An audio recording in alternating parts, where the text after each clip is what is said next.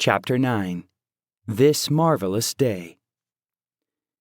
In late 1965, Hélio de Rocha Camargo answered the telephone in his office in Sao Paulo, Brazil.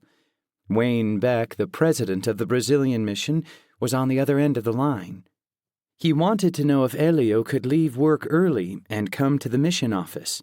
Victor L. Brown, a counselor in the presiding bishopric of the church, was visiting Sao Paulo, and he wanted to speak with Hélio before returning to Utah. Hélio, who now worked for an automobile company, went immediately to the mission office. He and President Beck had recently discussed various mission-related matters with Bishop Brown, including the state of church publications in Brazil, and Hélio assumed the bishop wanted to continue the conversation. When Hélio arrived at the mission office, Bishop Brown told him a major change was coming to the church in Brazil. There were now over 23,000 saints in the country, more than 10 times as many as when Hélio was baptized 8 years earlier. To accommodate this growth, the first presidency wanted to establish a central editorial office to manage church publications in Brazil. Recently, the first presidency had opened a similar office in Mexico City to oversee church publications in Spanish-speaking nations. Since the church was producing several new correlated handbooks and manuals, it made sense to funnel this work through central offices rather than expect the missions to handle the massive publishing task on their own. The new center in Brazil would translate all church publications into Portuguese and then print and distribute them among the saints. I want to invite you to be in charge of the work, making you a full-time employee of the church, Bishop Brown told Hélio. The only possible response is yes, Hélio replied. Soon after accepting the new position, Hélio and Nair sold their car so they could visit the United States and attend the Salt Lake Temple. During the month they were in Utah, they met often with the saints, marveling at the size and strength of their wards and stakes. From what Hélio could tell, Relief Society, primary, Sunday school, and priesthood quorum classes were full of church members who were firm in the faith. He knew the church in Brazil was still growing, and it would take time for it to operate as smoothly as it did in Utah, but he believed the Brazilian saints were nearly ready for a stake. With the leadership we have now, he thought, we will soon be equaling our brethren of the United States, because our people are also good, and when they want to do something, they do it. Before leaving Utah, Hélio and Nair were endowed and sealed in the Salt Lake Temple and received their patriarchal blessings from Eldred G. Smith, the patriarch to the church. Friends from the United States, including former mission presidents Asel Sorensen and Grant Bangerter, attended the sealing. Elder Spencer W. Kimball, who had a special place in the Camargos' hearts after blessing their ill son, performed the ceremony. Hélio and Nair returned to Brazil in mid-December 1965, and Hélio immediately began setting up the central editorial office while continuing his duties in the mission presidency. As he attended conferences around the mission, he tried to inspire the saints with a vision of what the church in Brazil would be once stakes were organized in their part of the world. At a district conference just outside of Sao Paulo, he lamented that they had so little time to meet and learn together as saints. We must hold on as much as possible to everything we are taught, he said. He urged members to help their branch presidents and be obedient to the principles of the gospel. A branch was like a race car, he explained.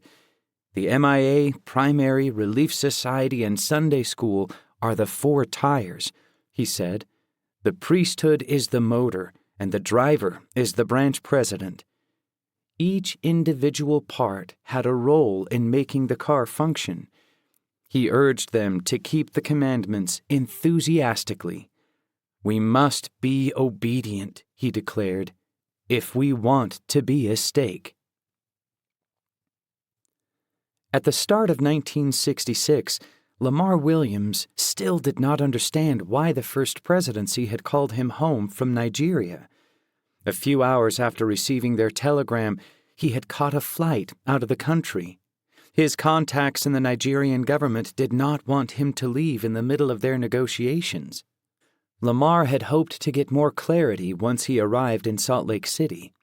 Shortly after his return, he had met with the First Presidency and expressed his confusion over his sudden call home. He told them about his promising meetings with government officials and the thousands of enthusiastic Nigerians who wanted to join the church.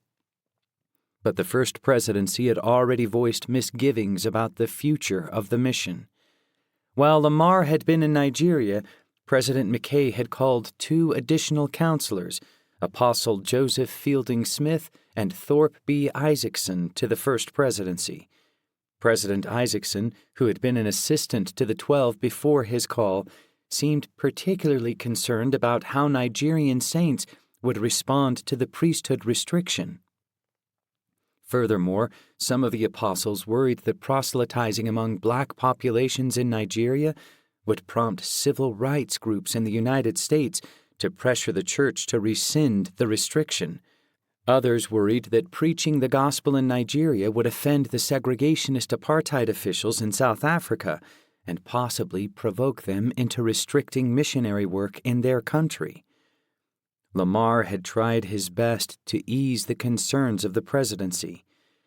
It might be a good thing for one or more of the general authorities to go to Nigeria and look the situation over before the final decision is made, he suggested. The First Presidency, however, did not think such a course was the right one to take. Lamar left the meeting discouraged. He believed that the Lord wanted him to establish the church in Nigeria. The Scriptures taught that the gospel message was for all people, and that the Lord denied none that came unto him, black and white, bond and free, male and female. If that was true, why had the First Presidency called him home? Then, on January 15, 1966, 2 months after Lamar had returned to Utah, officers in the Nigerian army staged a military coup, orchestrating the murder of the prime minister and other government officials. Loyalist forces quickly put down the revolt, but the coup aggravated regional tensions and destabilized the country. News of the conflict unsettled Lamar. Even if he had been able to set up a mission in Nigeria, the coup would have put an end to his work. He now believed that time had not been right to establish the church there. Yet, he worried about his many friends in Nigeria. "I am sorry that the First Presidency called me home unexpectedly," he told Charles Agu in a letter shortly after the coup. "Please let me know if I can be of any further service or encouragement to you in your desire to serve the Lord and those about you. Charles, it would break my heart if you lost faith and courage to continue on the fine work that you have begun," he wrote. "I have never doubted that the Lord's work will eventually be established in your country. I feel it in my heart, and I am sure that the Spirit beareth record. How long it will take, I do not know." Around this time in Colonia Suiza, Uruguay, Delia Rochon was reading the Book of Mormon at home when she received a spiritual impression. "You need to leave." It was the most powerful prompting she had ever felt. She was only 16, and leaving home would disrupt life as she knew it. But she also knew that staying where she was would keep her from growing and developing as a follower of Christ. Since Delia's baptism, her mother had supported her and had sometimes even come to church activities. But the family struggled financially, and there was tension between her stepfather and mother. Her father, meanwhile, lived far away and thought the church was cutting her off from her family. When she stayed with him, she could not hold primary or attend her meetings. Fortunately, several times a year, Delia could leave home to go to district conferences and mission activities in Montevideo and other cities. Delia loved attending these faraway meetings, especially MIA conferences, where she could make friends with other Latter-day Saint youth, an opportunity she did not have in her own small branch. The testimony meeting at the end of every convention helped her faith grow even more. Shortly after receiving her impression, Delia spoke to the branch president. President Solari knew Delia's family and did not try to persuade her to stay. He mentioned a couple in town, the Pellegrinis. They were not members of the church, but their daughter, Miriam, was. "Let's see if her family could take you in," President Solari said. The Pellegrinis were always willing to help someone in need, and they gladly invited Delia to live with them. Delia accepted their kind offer and agreed to assist with the house cleaning and to work for a few hours a day in the shop across the street. Although moving away from home was difficult, Delia thrived in her new surroundings. With the Pellegrinis, she found support and stability. Still, her life was not entirely free of conflict. Uruguay was one of the most prosperous countries in South America, but its economy was in a slump. Some people were deeply suspicious of the United States, and they saw communism as an answer to their country's financial woes. As other countries in South America experienced similar economic setbacks, anti-Americanism swept through the continent. Since the church's headquarters were in the United States, South American saints sometimes encountered mistrust and hostility. Many of Delia's classmates talked about their support of communism. To avoid controversy, Delia revealed her church membership and beliefs to only a few classmates. If she spoke too openly, she risked being mocked. One evening, the missionary stopped by Delia's house. She was just leaving for MIA, so the missionaries joined her. It was pleasant outside, but as they approached the town plaza, Delia knew what was coming. Many of her peers liked to gather at the plaza.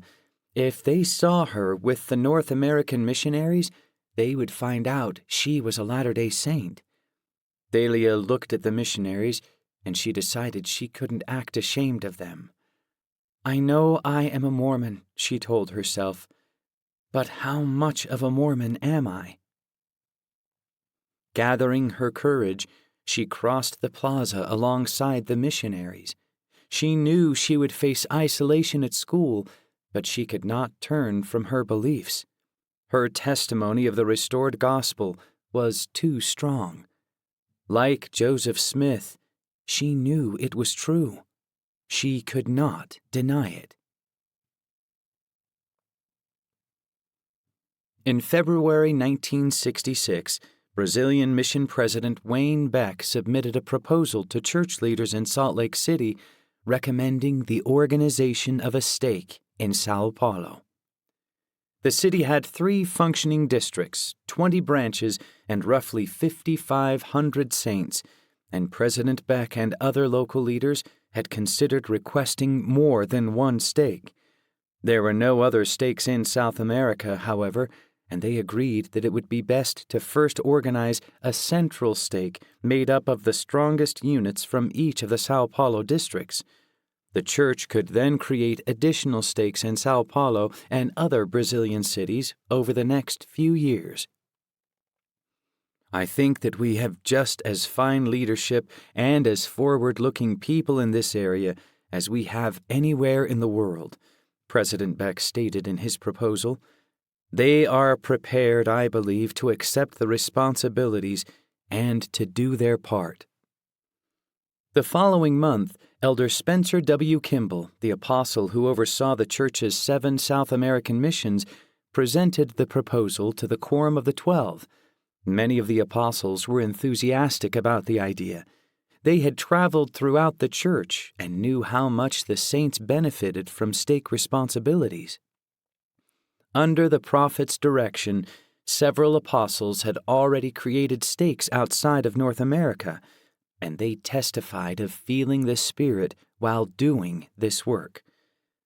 After considering President Beck's proposal, the First Presidency and Quorum of the 12 Apostles approved the creation of the stake. 1 week later, President McKay and his counselors sent President Beck a letter announcing the news. It was the unanimous sentiment of the Council that a stake organization be created in Brazil with headquarters in Sao Paulo, they informed him. We are praying that the Lord will continue to bless you in your labors. In Palermo, Italy, Giuseppe Oliva continued to share the gospel with friends and neighbors. Among the people she taught was an 18-year-old named Salvatore Ferrante. He worked at the same factory as her brother Antonino, and he had been fascinated by the teachings of the Book of Mormon. After giving Salvatore a copy of the book, Giuseppe wrote President Mabee asking for more materials. He agreed to send her another Book of Mormon, as well as a copy of the Doctrine and Covenants, which had recently been translated into Italian.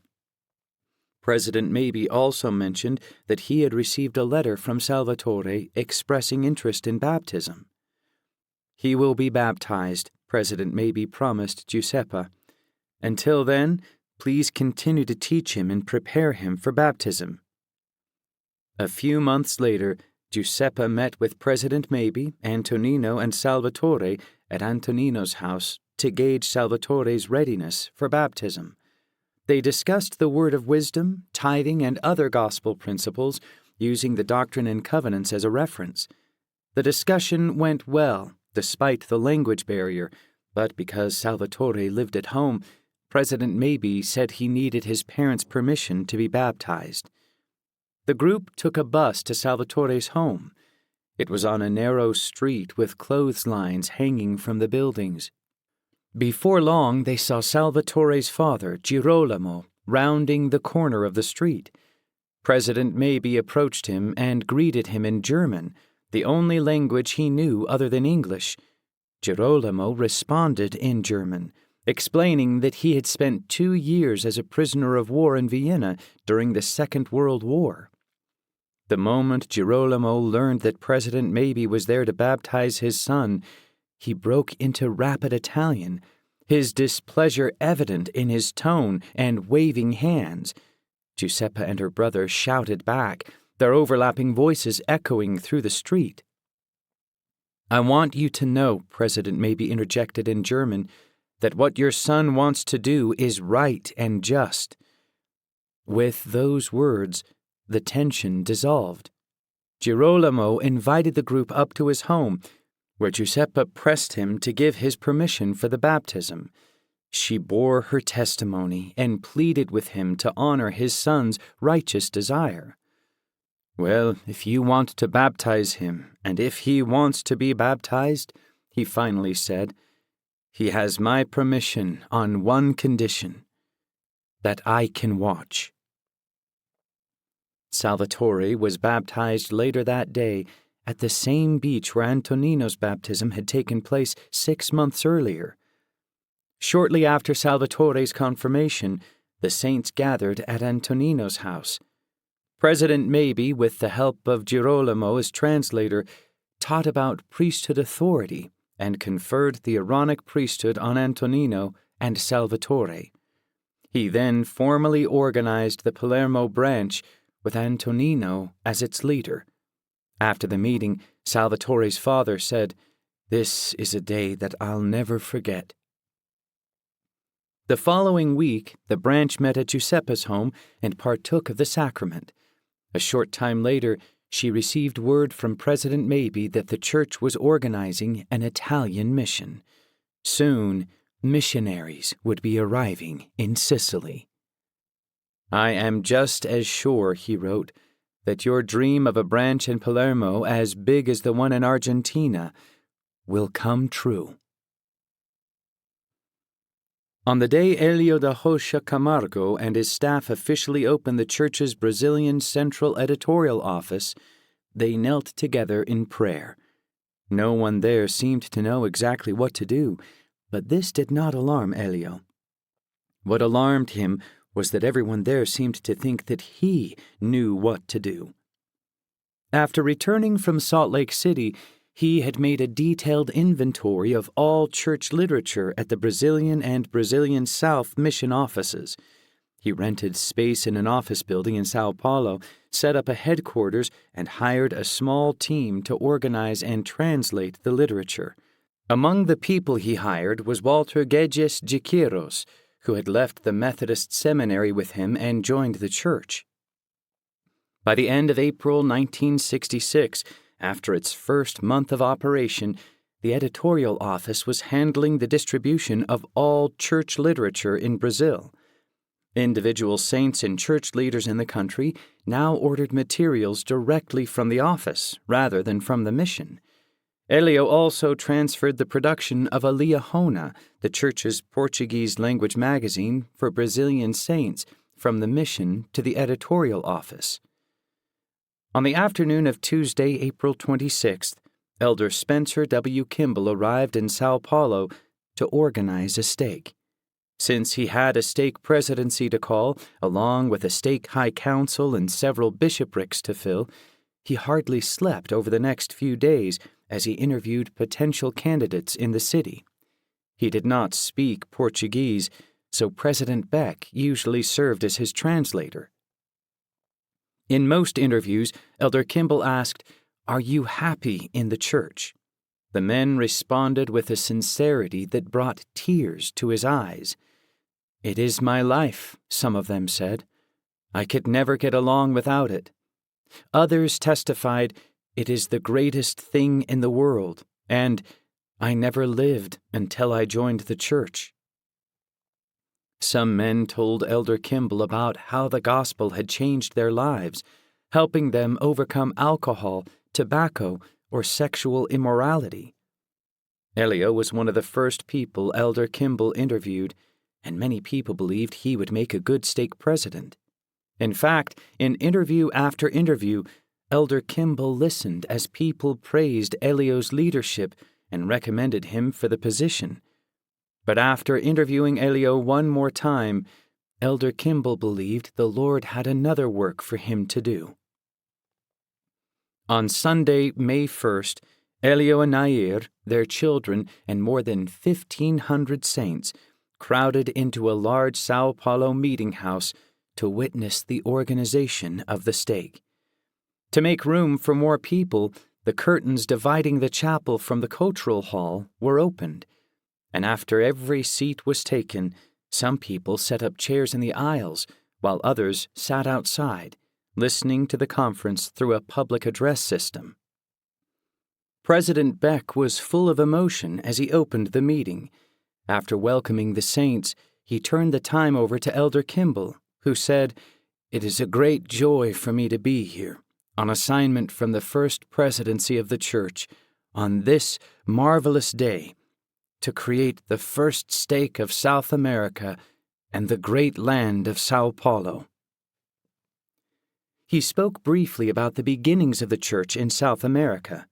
Elder Melvin J. Ballard, who dedicated South America for the preaching of the restored gospel in 1925, had prophesied that the church in South America would grow slowly, like a tiny acorn, becoming a mighty oak, and eventually be one of the strongest regions in the church.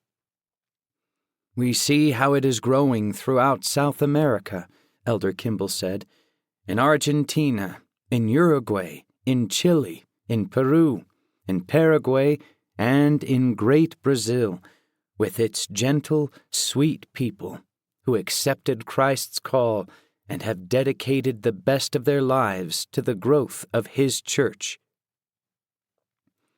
Reading from a prepared statement in Portuguese, he then created the Sao Paulo stake with 7 new wards and 1 branch. He called Walter Spat, a furniture manufacturer, as stake president. Walter had joined the church in 1950 and had been a branch and district president before serving as an assistant to the mission presidency. After Elder Kimball organized the stake presidency and called other stake leaders, all of whom were local saints, he announced the new bishoprics and branch presidency. Among them was Elio, who was called to serve as the bishop of the Sao Paulo Second Ward. The weight of the calling bore down on Elio. Although he had a lot of leadership experience in the church, he had never been a branch or district president, and the responsibility of serving a large congregation seemed enormous. Still, he knew the Lord blessed his servants and helped them succeed. Isaiah thought that he could not be a prophet, but he accepted the calling and went forth. He had recently told a group of priesthood leaders, "When we are called to a work, we respond that we are not capable. If we think like that, we will never be capable. We must remember that it is the Lord who is calling us, and we must not deny it." After the conference, Elder Kimball shook hands with the saints. Elio stood nearby, smiling and greeting well-wishers.